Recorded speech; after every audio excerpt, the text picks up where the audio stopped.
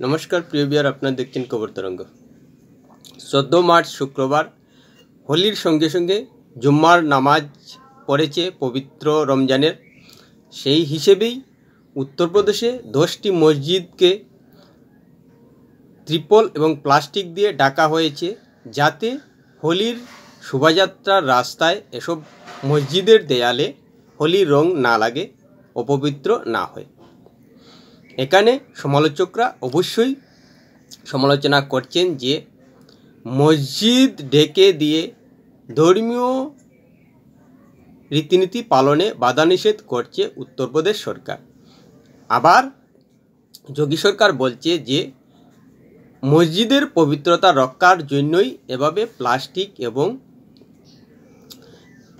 ত্রিপল দিয়ে ঢেকে দেওয়া হয়েছে, যাতে মসজিদের পবিত্রতা রক্ষা হয়। আমাদের মতো মানুষরা ভাবছি যে হিন্দু মুসলমান সম্প্রদায় ভারতবর্ষে 700-800 বছর ধরে একসঙ্গে বসবাস করছে, কিন্তু হিন্দু সম্প্রদায় এবং মুসলমান সম্প্রদায় এক ধর্ম অন্য ধর্মকে পবিত্র মনে করতে পারছে না। যার কারণে এখনও আশ্চর্য লাগছে যে ভারতবর্ষ 75 বছর থেকে ধর্মনিরপেক্ষ দেশ হিসেবে রয়েছে। সেই ধর্মনিরপেক্ষ দেশে এক ধর্মের মানুষ অন্য ধর্মের রীতিনীতি এবং আচরণকে পবিত্র মনে করতে পারছে না, যা সত্যি আশ্চর্যকর। প্রিয় ভিউয়ার, ভিডিওটি ভালো লাগলে সাবস্ক্রাইব করবেন, এতে আপনার ক্ষতি হবে না, কিন্তু আমাদের উপকার করে দেবেন।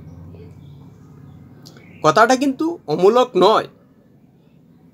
যোগী সরকার সঠিক সিদ্ধান্ত নিয়েছেন কি নিয়েছেন না সেটা আপনাদের উপর ছেড়ে দিলাম, কিন্তু যদি ইসলাম সম্প্রদায়ের মানুষ মসজিদের দেয়ালে হোলির রং লাগলে অপবিত্র হয়ে যায় মনে করেন, তাহলে সেটা ধরেই নেওয়া যায় যে হোলিকে তারা পবিত্র মনে করছেন না, যার কারণেই রং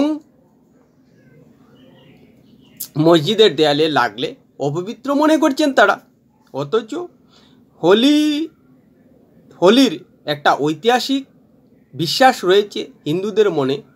হোলিকা দহনের ক্ষেত্রে প্রহ্লাদকে নিয়ে যখন হোলিকা আগুনে বসেছিলেন, তখন কিন্তু হোলিকা দহন হয়েছিলেন, কিন্তু প্রহ্লাদ মারা যাননি। সেই হিসেবেই হিন্দুরা মানেন যে হোলিতে ভালো টিকে থাকে আর অন্যায় ধ্বংস হয়ে যায়। কিন্তু এমন পবিত্র বিশ্বাসকেও ইসলাম ধর্মাবলম্বীর মানুষ অপবিত্র মনে করছেন, যার কারণেই যোগী সরকার 10টি মসজিদে ত্রিপল এবং প্লাস্টিক দিয়ে ঢেকে দিয়েছে। অর্থাৎ ইসলাম ধর্মের মানুষের মনে যাতে মসজিদের দেয়ালে রং লেগে আঘাত না আসে, সেই হিসেবেই উত্তরপ্রদেশ সরকার এ ধরনের পদক্ষেপ নিয়েছে। যে 9টি মসজিদে ত্রিপল এবং প্লাস্টিক দিয়ে ঢাকা হয়েছে, সেগুলো হলো শাহী জামা মসজিদ, লাদানিয়াওয়ালি মসজিদ, তানেওয়ালি মসজিদ, একরাত মসজিদ, গোল মসজিদ, গুরুদ্বারা রোড মসজিদ, কেজরিওয়ালি মসজিদ, আনারওয়ালি মসজিদ, গোল দোকানওয়ালি মসজিদ সম্বলে। এছাড়া আমরা দেখতে পাচ্ছি যে সারা ভারতবর্ষেই হোলি এবং রমজানের শুক্রবারের জুম্মার নামাজ একদিনে পড়ায় শান্তি কমিটির বৈঠক হচ্ছে। তার মানে শান্তি কমিটির বৈঠক হচ্ছে মানে ধরে নেওয়া যায় যে অশান্তি হতে পারে বলেই এভাবে শান্তি কমিটির বৈঠক হচ্ছে পাড়ায় পাড়ায়, এবং রাজ্য সরকারগুলো সতর্ক অবস্থান নিয়েছে। যেখানে প্রয়োজন হিন্দুদের আপোষ করার কথা বলা হচ্ছে, আর যেখানে প্রয়োজন মুসলমানদের আপোষ করার কথা বলা হচ্ছে। অর্থাৎ যাতে কোনো অবস্থায় হোলি খেলা এবং জুম্মার নামাজ সামনাসামনি পড়ে অশান্তি সৃষ্টি না করে, সেই জন্যই রাজ্য সরকারগুলোকে সতর্ক থাকতে হচ্ছে এবং ধর্মীয় পণ্ডিতদেরও সতর্ক থাকতে হচ্ছে। কেন? কারণ ভারতবর্ষে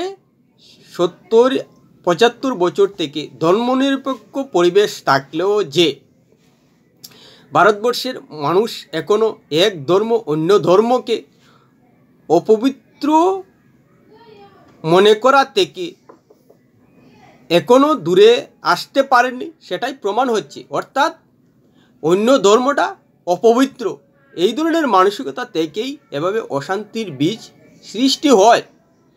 আশ্চর্য লাগে যে 700-800 বছর থেকে আমরা ভারতীয়রা একসঙ্গে বসবাস করছি বিভিন্ন ধর্মাবলম্বীদের সঙ্গে, কিন্তু কোনো উৎসব যখন সামনাসামনি চলে আসে তখন কি দেখতে পাই যে একটা অশান্তির সৃষ্টি হয়। মানে যদি আমি ইসলাম ধর্মের মানুষ হই, হিন্দু ধর্ম, বৌদ্ধ ধর্ম, জৈন ধর্ম, খ্রিস্টান ধর্মকে অপবিত্র মনে করি, আবার যদি আমি হিন্দু ধর্মের মানুষ হই তাহলে খ্রিস্টান, ইসলাম, বৌদ্ধ, জৈন ধর্মের রীতিনীতি আচার আচরণকে অপবিত্র মনে করি, আবার খ্রিস্টান ধর্মের মানুষ হলে ইসলাম ধর্ম এবং হিন্দু ধর্মকে অপবিত্র মনে করি। এই যে মানসিকতা, এই কারণেই ভারতবর্ষে এখনও সামনাসামনি কোনো দুটি ধর্মের উৎসব একদিনে পড়লে এ ধরনের অশান্তি দেখা দেয়, যার প্রমাণ 14 মার্চ শুক্রবারের জুম্মার নামাজ এবং হোলির দিন একসঙ্গে পড়ায়, এটাই দেখা যাচ্ছে।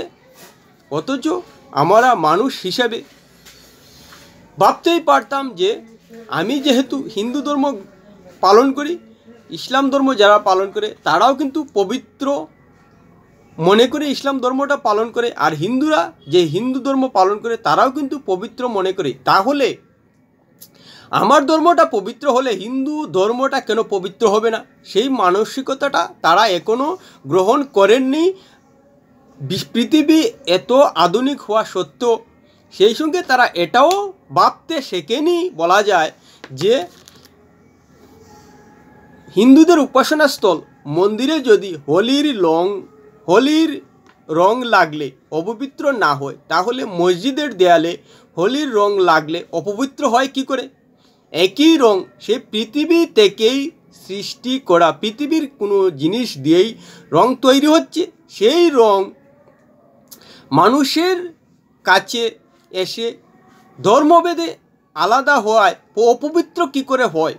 সেই মানসিকতাটা কিন্তু ভারতবর্ষের মানুষ এখনও গ্রহণ করতে পারছে না। ধর্মনিরপেক্ষ দেশে বসবাস করেও যে অন্য ধর্মকে পবিত্র বাবার মানসিকতা তৈরি হয়নি, সেটা যেন 14 মার্চ শুক্রবারের জুম্মার নামাজ এবং হোলির দিন একসঙ্গে পড়ায় আবার প্রমাণ করে দিয়ে গেল, যা সত্যি দুর্ভাগ্যজনক। জানি না যে আর কত বছর লাগবে ভারতবর্ষের হিন্দু এবং মুসলমানদের ভাবতে যে হিন্দু ধর্ম পবিত্র বলেই হিন্দুরা সেটা পালন করেন, ইসলাম ধর্ম পবিত্র বলেই ইসলাম ধর্মের মানুষ পালন করেন, খ্রিস্টান ধর্ম পবিত্র বলেই খ্রিস্টান ধর্মের মানুষ বিশ্বাস থেকে সেটা পালন করেন, বৌদ্ধ ধর্মের মানুষ বৌদ্ধ ধর্মকে পবিত্র মনে করেন বলেই পালন করেন, জৈন ধর্ম তেমনি পবিত্রতার মন থেকেই পালন করেন। কিন্তু দুর্ভাগ্যজনক এটাই যে আমরা এক ধর্মের মানুষ অন্য ধর্মের রীতিনীতি আচার আচরণকে পবিত্র মনে করতে পারছি না বলেই যে কোনো দুটি ধর্মের একদিনে উৎসব পড়লে আমাদের কি করতে হয়? সতর্কতা অবলম্বন করতে হয়, পাড়ায় পাড়ায় শান্তি কমিটির বৈঠক ডেকে যাতে অশান্তি সৃষ্টি না হয় সেজন্য সতর্ক থাকতে হয়। এর থেকে দুর্ভাগ্যজনক আর কিছু হতে পারে না। প্রিয় ভিডিওটি ভালো লাগলে লাইক শেয়ার কমেন্ট করবে।